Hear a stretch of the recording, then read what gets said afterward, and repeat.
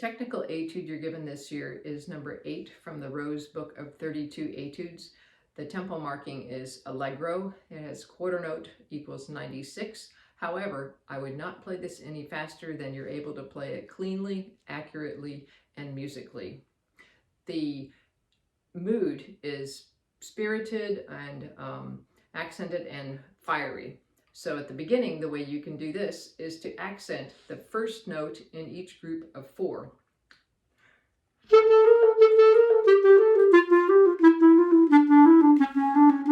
So very short and very accented.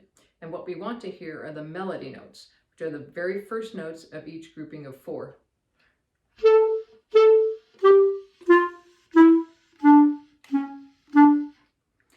Then moving on to measure 10, you have an F sharp and an E sharp, which of course is an F natural, and it's much cleaner and faster if you can flip rather than using this side F sharp that some people use. So all you have to do is hold your clarinet steadily, take your thumb, a little pressure in the upper teeth, and then you won't get the G in the middle.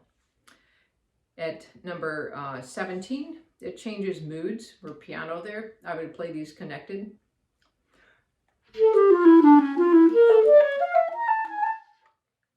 And then I believe the most challenging 2 measures are in the whole etude are measure 35 and measure 36. These octaves, I would emphasize the lower note. And there are several different ways you can practice this.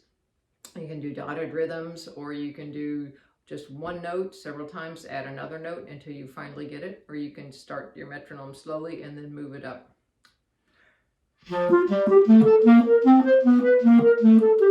But make sure we hear that lower note.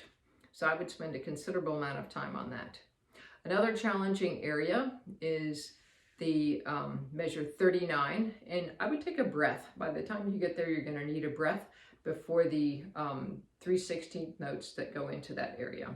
Now this time I would emphasize the upper note because the D stays the same.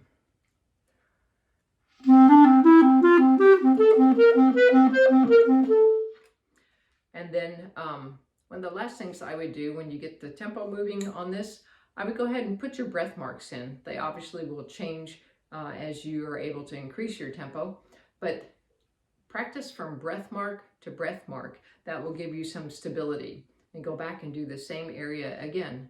And then about a week or 2 before your audition, I would really work on the very beginning, just the opening. So practice the opening again and again to make sure that you can do it just right off the bat. You don't have to think about it much. And the other place I would practice a lot are the last 2 measures.